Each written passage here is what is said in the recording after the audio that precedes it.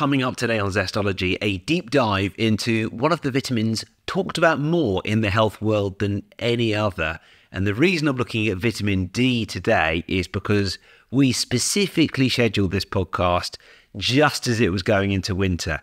It's just the time in the Northern Hemisphere where most people who listen to this podcast reside that there's not very much sun around, and therefore you're not getting so much vitamin D, and therefore you may need to supplement. But what are your levels? How much do you need to supplement? What is the sunshine vitamin, and are you getting enough of it? Hi, I'm Tony. I'm an author, presenter at Sky Sports, and years ago I went to the jungle and got ill. Very ill. So this is my podcast adventure to find more energy. It's packed with biohacking, science, health tech, supplements, and some of the most well-known experts on the planet. This is something I spent 4 months of my life doing with electrodes glued to my head so that you can do a lifetime worth of meditation. Decide what you don't give a f*** about, which is something you don't care about. Some of it gets quite out there. I had some stem cells sent up to my house that I had stored, and then I injected myself with mannitol. And we even hack hangovers. Alcohol is poisonous. So is water and oxygen in the wrong dosage. So that's my podcast, Zestology. Live life with energy, vitality, and motivation. Yes, hello again. Welcome back to Zestology. It's a vitamin D special. Today, Dilly Kular returns to Zestology. Last time we came on, we did quite an intense, deep investigation into everything histamine intolerance. When he gets stuck into a topic, he really does go deep. And we set the intention to do a podcast on vitamin D, and Dilly did so much research for this. His company is deeply involved in the vitamin D space as well. And I never sort of feel like it's surface level with Dilly. We go deep. So I've used that word deep enough times, but I think you will enjoy this investigation into the power of the sunshine vitamin. So, on this podcast, we look at why we're not getting enough of it, how to test for it, what the best way to supplement with it is, everything you need to know about vitamin D, which you may not already, unraveling the complexities of vitamin D and why the supplement pot that you've got in your cupboard may not be the right one. Here is Dilly Kular on Zestology.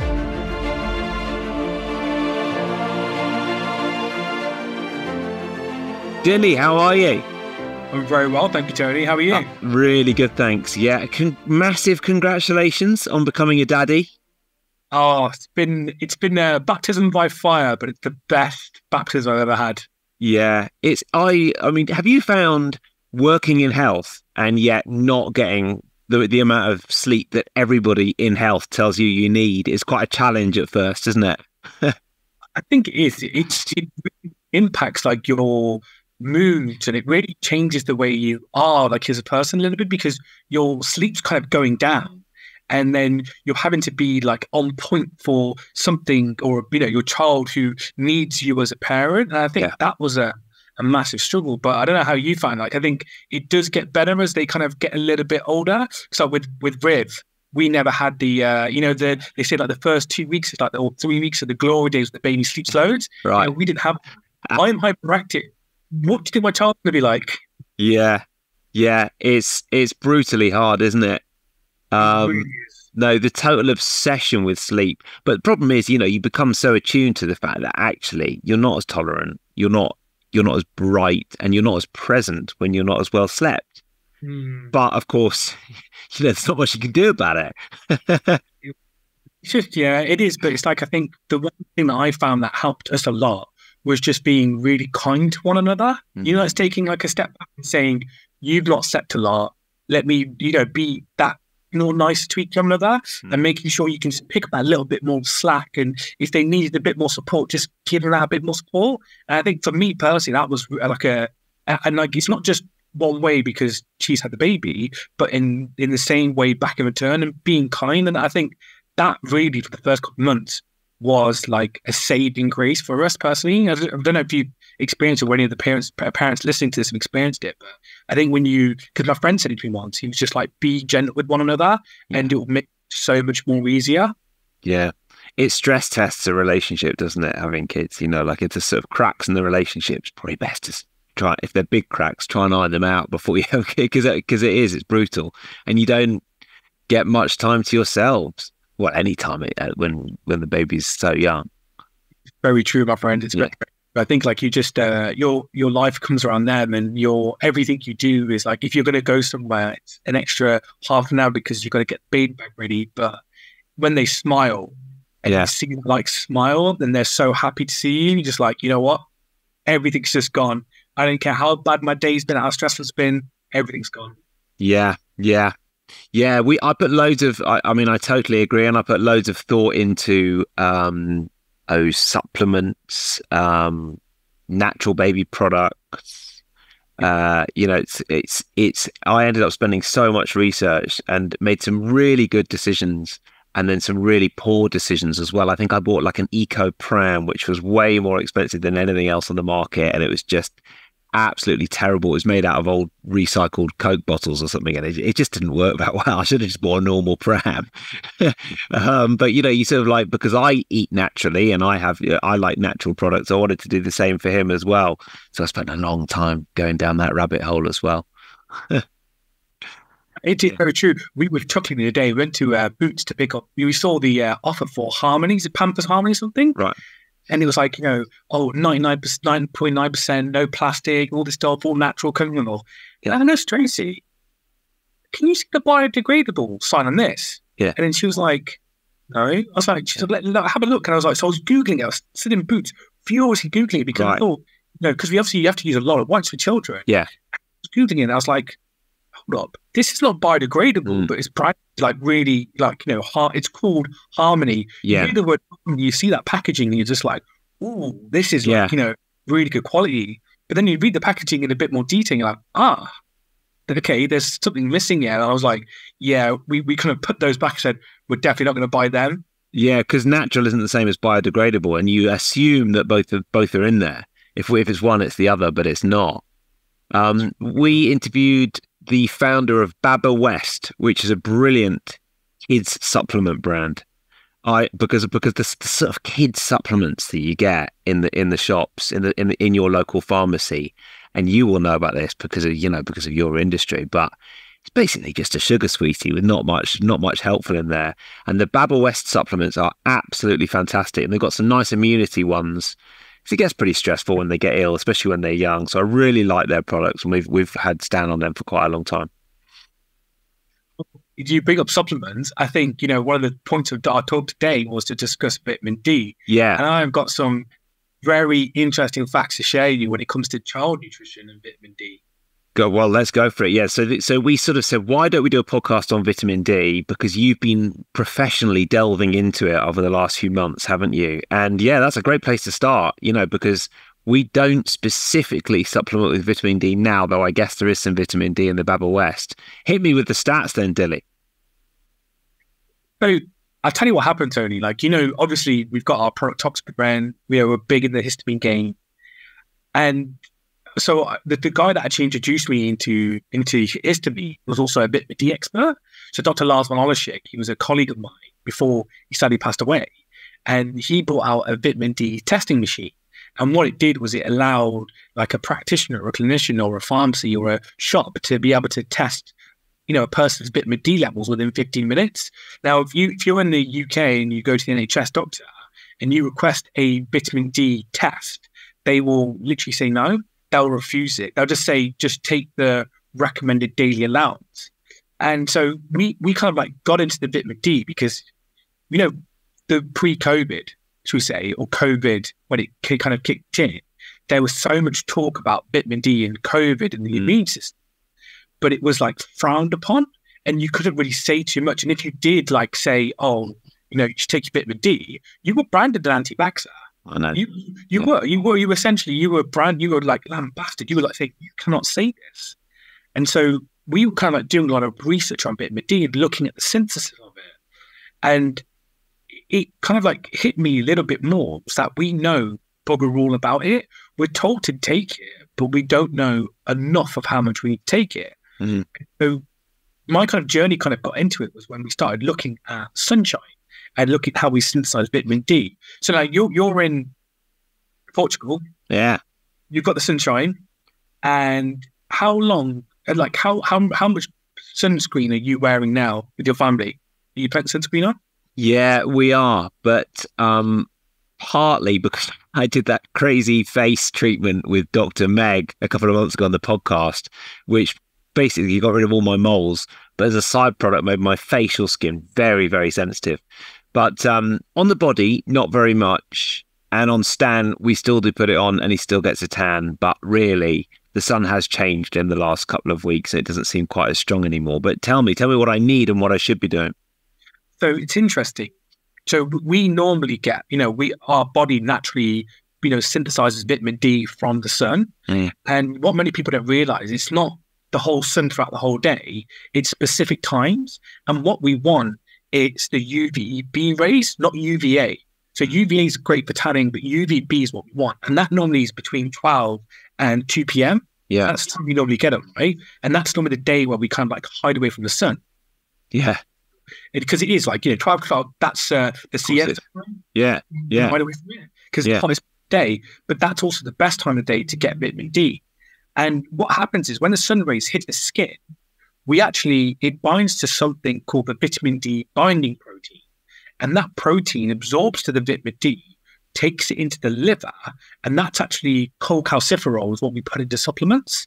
And then it's in the liver, goes through something called hydroxylation, where it's converted into calcifidiol, which is then put into the kidneys, which becomes calcitriol. Now, the problem is anything above, from the research that I've looked at, anything with the factor 50, anything above factor 10, you can't synthesize vitamin D in the skin. But did you know, and this is a bit of factual information, did you know that if you didn't put any sunscreen on, went into the sun for 20 minutes, and then applied sunscreen, you'd actually absorb vitamin D more quickly and you wouldn't get burnt. Because they actually proved that if you could take sunlight at between 12 and 2 just for 20 minutes, your body would intake the vitamin D quicker than your skin would get burnt. Wow. Okay, so you're basically saying get in there for 20 minutes without sunscreen. Correct. And then you won't have burnt, and then you can put it on. Yep. Right. And now I'm going to say something controversial. Interrupting this podcast for one moment to tell you some fairly thrilling news, and that is because the BIOptimizers Black Friday mega sale is in full swing. It's not just a one-day thing, it's happening throughout the entire month of November. BIOptimizers have been my partners here on Zestology for quite some time. As you know, I have unwavering trust in them. They are the real deal. I love their top-of-the-line Magnesium Breakthrough, which I take every day. And trust me, you won't find a better Black Friday deal anywhere else. Now, because it's the Black Friday deal, it's a slightly different address to normal. So if you want the biggest discount you can get and amazing gifts with your purchase as well for Black Friday, you can go to bioptimizers.com/Zestology and use the code Zestology10. So it's bioptimizers.com/Zestology. Use the code Zestology10. We all have those rather long Black Friday wish lists, and this year I challenge you to put your health at the top of the list. Go to bioptimizers.com/Zestology. Instead of those impulse purchases, focus on what really matters when it comes to your health. If you're in the UK, go to bioptimizers.co.uk, same discount code, and anywhere else in the world, don't miss out on this mega deal. Loads of supplements in the BIOptimizers line, which I love. It's bioptimizers.com/Zestology, code Zestology10. Now, back to the show. Tony, you know me. I like to back everything with research and data. I don't say anything unless I believe it. So I got one question. I got sent this video, and someone said to me, "Dilly, what do you think of this?" And I was looking at sunscreen, and someone said to me, "Could sunscreen be the cause of skin cancer?" And I went, "What in the hell? You can't say stuff like that." And then this research study being done now, and I'm gonna put the paper. I'm gonna send the paper out because I think it's quite interesting. They said that when you wear sunscreen, because of the chemicals in sunscreen, and forget the chemicals, they said people think that when you wear sunscreen, you are protected from the sun. Right? It's a fair point, right? So what they do is they go, "Well, I'm wearing sunscreen. I'll spend longer in the sun." Yeah. So how much are you pushing your risk factor up by spending it in the sun? Because your sunscreen, it's not a barrier of protection. You end up increasing that barrier, but then you sweat. You go into water. It gets wiped off. So this paper, there's actually now being a study being done that looking at sunscreen and looking at how its impact on skin cancer is increased. Because we'll think they can stay in the sun for longer. Yeah. And certainly the toxins in sun cream, I mean, that is absolutely a thing. I mean, it's just disgusting, the amount of toxins that you get in sunscreen. I've been on a long mission to find the best natural sunscreen. And especially out here, that has become a little bit more urgent. And I've landed on a natural product called Badger. And if anyone, it's very, very good. And it's very, very cheap. It's got 4 or 5 ingredients. And it's sometimes doesn't leave a little bit of a white mark, but to be honest, all the natural sunscreens that actually work do, but it rubs in really well. It's great for kids, great for us, and it doesn't cost 35 quid like so many of these natural sunscreens. And I'm really impressed. So that's what I've landed on at the moment, even though it does make you look like a bit of a clown at times. It'll do. This is the thing, like with the Vit D, like research part of it, because like when we started doing the research on vitamin D, the kind of place to start was the history of vitamin D. And, like I'm talking about sunscreen now and it being a barrier. But one of the big things for me was to actually look at where vitamin D kind of came from. And, that now that you're on holiday and you go away, how much more better do you feel when you're away in the sunshine? Like, when you've kind of left the chops of the busyness of work, you leave, you go on holiday, how crazy is how much better you feel, right? So did you know in the 1920s in the UK, we used to have something called sanatoriums? Yeah. And they used to be like, at the top of a mountain? So, and they had them in Sweden, Switzerland, and basically there was a book written called, there was a book basically, and the Times paper did a piece on it in 1928, and they called it Seeking Health in the Ways of the Sun. And it was basically, they looked at sunshine and the impact it had. And so in the 1920s, what we did is we realized that sunshine had a massive impact on mood, and it was really, really supportive. So they had around about 200 of these sanatoriums dotted around the UK, everywhere from Scotland to London to down to Cornwall, you name it, Wales, even Ireland. And the whole point of sanatoriums were you would go there, you would do yoga, you would do like fitness, you would stretch out, but you'd go in the sun between 12 and 2, you'd be exposing yourself to see. These aren't holidays, these are actual sanatoriums. That the whole point was looking at heliotherapy, balneotherapy, and phytotherapy. So sunshine, air, seawater. Wow. And they were looking at this kind of research. And the reason why was because, rickets disease was one of the reasons why they started fortifying milk with vitamin D, because it caused osteomalacia, the bones would bend. And the reason why they did that is because they realized in the 1900s that, vitamin D played a role with those diseases. Yeah. But they said, so this is 1920s, they realized that vitamin D was a preventative if you could get it up. Now, just think about that. We didn't have any testing available. We didn't really have supplements available in the 1920s. All we were working on was doctors were looking at what was good for the body. Yeah. And that was taking out the stress of everything, could just kind of taking it back from there. And that kind of hit me a little bit, because we actually didn't understand vitamin D testing until the 1970s. So 40 years later, 40 years you've not had, but people were exposing themselves to the sun. Now, do you know how much vitamin D you get from standing in the sun for 20 minutes, Tony? Not as much as you would from a supplement, I'm guessing. Actually, more. Okay. If you stood in the sun for 20 minutes, 12 o'clock, you took your clothes off and screw it, gonna stand in the sun, wear your swim costume, you would consume 20,000 IUs of vitamin D. Your skin would absorb that much. And how long? In 20 minutes. Wow. Okay, that's good, isn't it? That's 20 minutes. So I normally say if you're going to use it, the calculation should be for every 1 minute you spend in the sun, between 12 and 2, you will get 1,000 IUs of vitamin D. That's my rule of thumb. That's what I've been looking at. And so people then say for vitamin D, you take 4,000 IUs. How does that make sense, Tony? Yeah. It doesn't make sense, does it? Yeah.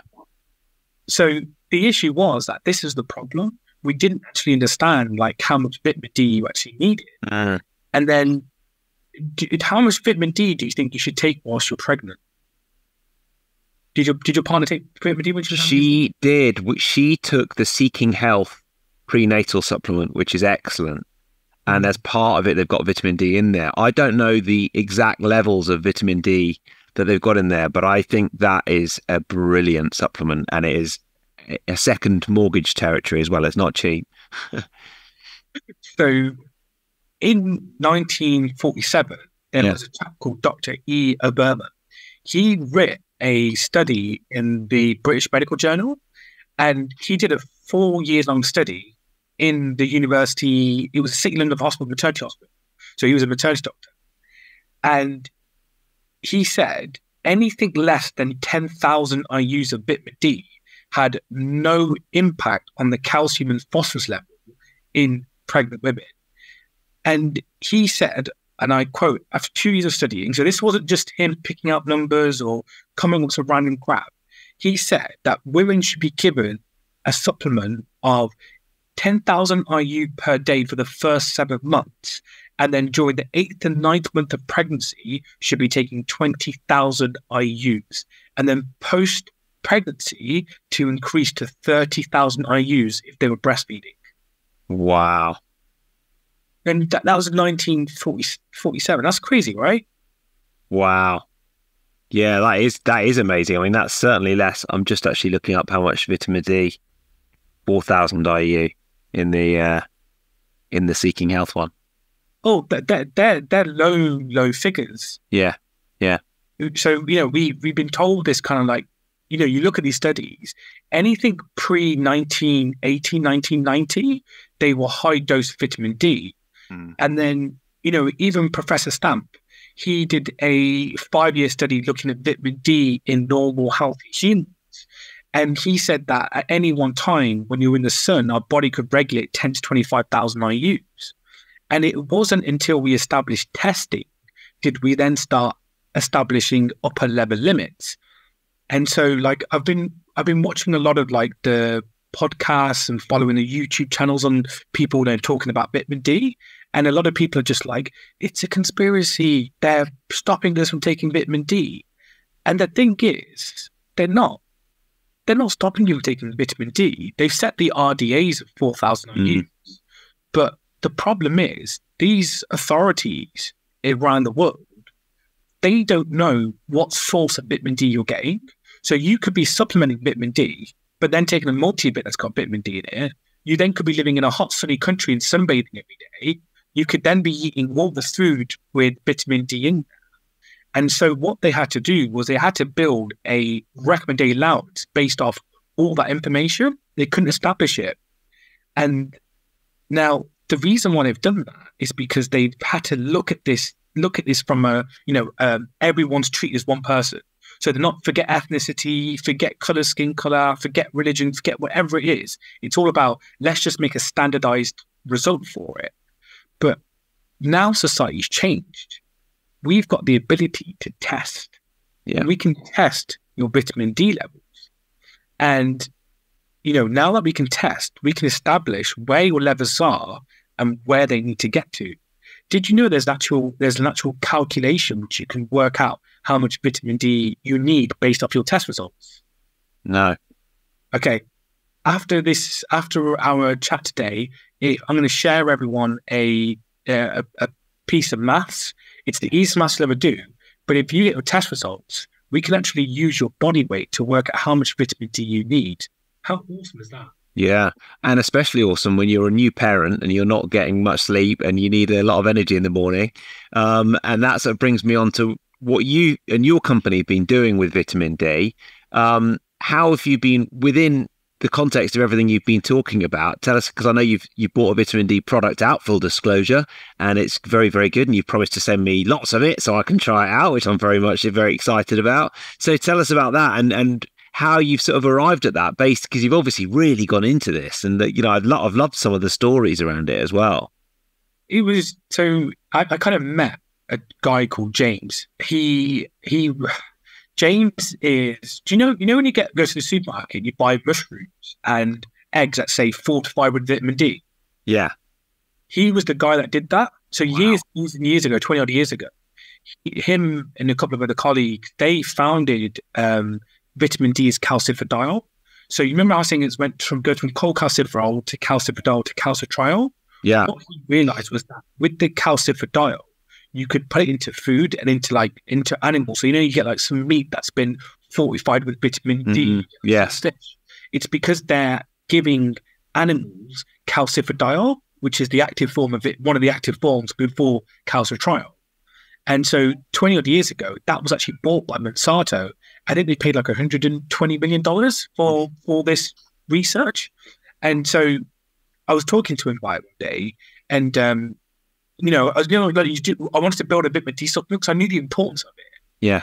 And I came across like James, I wanted to introduce to him, and I begged him. I said, James, you've got to give me this product. And he said, Dilly, like, you sure? I said, listen, just let me do my research, let me go through it. And when he did it, I was like, right, I'm going to test it myself. So I bought loads of it, and I tested it on me, my partner, who was expecting at the time, and we just started taking it. And we were taking like 10,000 IUs a day. And he was just like, James, like, that's a lot. And I was like, listen, don't worry, we can test. Yeah. And my levels went from about 40, 50 nanograms, which is around about 150 nanomoles, to about 250 to 300 in the space of 4 weeks. Right. 5 weeks. Yeah. And if you would say that's toxic, I found great. No achy issues, no nausea feeling, nothing. And then that's what led me into like the research on what is toxic levels of vitamin D. Yeah. The results will surprise you. Wow. We'll share them with us and we'll put them in the show notes. And so now the product that you've got, what type of vitamin D is it? Is it liposomal? How is it? Forget liposomal. Okay. It's vitamin D is calcifidiol. Right. So vitamin D supplements are normally cholecalciferol, and cholecalciferol needs to be hydroxylated by the liver. It's where it loses a proton, becomes calcifidiol. And basically, cholecalciferol supplements are derived from lanolin, which is sheep's wool. So like what they do is most of about 99% of sheep's wool in England is shipped to China. And what they do is they boil the sheep's wool, they pull off the oil at the top of it, they bring it on, they dry it out, and then they expose it to mercury. Yes, you heard that correctly. They expose it to mercury. So they get mercury and they heat mercury up to a really high temperature, and it turns the lanolin into cholecalciferol. We put it into powder and then have it as supplements. And we then take it to our system, and it goes to our body, and then it goes into the liver where it becomes calcifidiol. So what we did, we looked at the research that was done, and they found that calcifidiol, which is the one after cholecalciferol, if you took it as tablet form or supplement form, doesn't matter what form you took it in, it increased your vitamin D levels 3.2 times faster because it had a 90% absorption rate, went straight into the kidneys and activated, whereas cholecalciferol supplements have a 60% absorption rate. Wow. I'm conscious we've got about 6 minutes left. So so your supplement is a bit different then from the mercury supplement. Yeah, it's derived from demosterol. So it's actually derived from a form of cholesterol, which is actually, you need cholesterol in the skin for the vitamin D binding protein. And so cholesterol is actually really, really good when it comes to synthesizing vitamin D. So we created that based on the back of this, which is pretty incredible. Yeah. And I sort of know from experience, because obviously you and I have done loads of chats on histamine, which, by the way, are always so popular. People absolutely love them. And I know that people, when they need to get in touch with you about things, you and your team are always sort of quite happy to engage in quite long conversations with people around the merits of taking these supplements. And so I would urge people who are listening to this who are interested to sort of get in touch with you. No, I really appreciate it, Tony. I think I think a lot of the time now, like, you know, in our universe of histamine and vitamin D, people don't just want like a pitch. They want to know the why and the how. And if you like look at the vitamin D like studies, there's things on like prostate cancer, things on like asthma. There's vitamin D on mental health. There's vitamin D in immunity. Yeah. It's been branded as the immune system. There's vitamin D in bone health. Like, we're licensed to say if you take vitamin D, it's good for bones. Yeah. But other than that, like, people don't realize that actually vitamin D has more of an impact. It's not. It's a hormone. It's a hormone that our body needs, and it has such an impact. And when you start increasing your levels, and there is actually a chart that tells you how much your vitamin D level needs to be by, when you start approaching like the 100, because we know that vitamin D is not protective unless you have a blood level above 50 nanomolar. But once you start going past 100, 150, the feeling of like health that you get is unparalleled. Wow. So what's the product called? We called it Vitamin D. Vitamin D. Okay. And it's part of your, where can people find it? Basically just Google Vitamin D. It's on, we've got a vitamald.com website, which is our global site. Great. And a healthcare.com website. We have it on both sites. Oh, superb. And then obviously you've got the Toxin Prevent and everything else as well, which is just brilliant. And I'll put a link to Vitamin D on my websites as well. What is one book that you would recommend, Dilly? And one tip for living with more energy and vitality? So you've obviously been on the podcast before, but any books that have been grabbing you recently? Actually, I've heard about this new book coming out from a chap called Tony Ryden. You were going to mention it. That is true. And I've been working with, am I allowed to say it? Been working with your very talented other half on the book, which has just been such a pleasure. Jokes aside, I think at the moment now, I'm kind of reading more research at the moment. I'm going through a lot of data at the moment. And I think... Yeah, you are. I'm really impressed. You really immerse yourself in it. It's great. I think my top tip would be if you want to really make a small change and get really good in your health, get your vitamin D levels tested and get them, and then work out how much vitamin D you need. I guarantee you, anyone who supplements the right levels of vitamin D for themselves, you will see a massive change, not only in your mood, but in your health overall.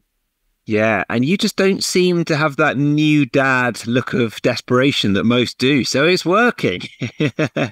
Yeah, I think I'm quite fortunate being in the nutrition aspect part of it. Yeah. Don't get me wrong, I have my days I'm tired and I have my bad days and I have my good days. Yeah. But most of the time I'm packed full of energy. And I think that's a topic that only people talk about is like self-care is so important because you can't look after anyone unless you take care of yourself first. Absolutely. I couldn't agree more. And we are really nearly out of time, but I think some parents feel like they should almost be martyrs a little bit. Well, no, I'm parenting now. I can't go off and look after myself. That would be selfish.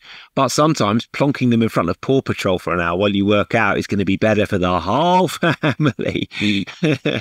Tony, that's you are completely right there, my friend. Like, it's being a dad now, I've realized how much even do some simple as like showing them a bit of a YouTube program where you get to like do something as simple as make a cup of tea or pop to the loo or have a shower. It's so important because when you feel more content in yourself, your child feels more content in their selves. Yeah. And because they know that they've got the full attention of the parent. And I think that is such an important message about self-care. Yeah. Certainly is. Dilly, it's really good to chat. We are out of time, so have a look for Vitamin D. That's correct. Amazing. And I'm going to be properly tapping you up for some of that as well. I can't wait to get involved. And also, of course, Toxin Prevent, the amazing binder, especially for histamine. I know you've got a lot of research around that on your site as well. Oh, lovely to chat. Hope you get a good night's sleep tonight. Thanks, Terry. Have a lovely day, my friend. Thanks, mate. That is it. Thank you very much for listening to this podcast. And we are right in the middle of the Black Friday, Cyber Monday madness. And my podcast partners this month are BIOptimizers. Their Black Friday mega sale has been in full swing all month. It's pretty impressive. And as you know, I've been teaming up with BIOptimizers for couple of years, to be honest, mainly Magnesium Breakthrough. They're the sort of the number one supplement that I absolutely love, but so many of their other supplements, and actually, including Sleep Breakthrough, by the way, and actually the biggest discount you can get and amazing gifts this month as well with purchases are available only on a special page just for Black Friday, which is bioptimizers.com/Zestology. When you go there, use the code Zestology10. As I say, you'll be getting gifts and all sorts of other goodies in there as well. And I do think when it comes to Black Friday, you don't want to be spending on stuff that you're not going to use. You want to be spending on your health. That is what I challenge you to do this Black Friday. You don't need another Hoover. You need a great supplement that's going to make you feel better. Get the magnesium supplements, the sleep supplements, the digestion supplements, the nootropics, everything else at bioptimizers.com/Zestology. Use the code Zestology10. And that's it. Have a great week. Enjoy Thanksgiving and all the associated Black Friday, Cyber Monday celebrations. And see you next week.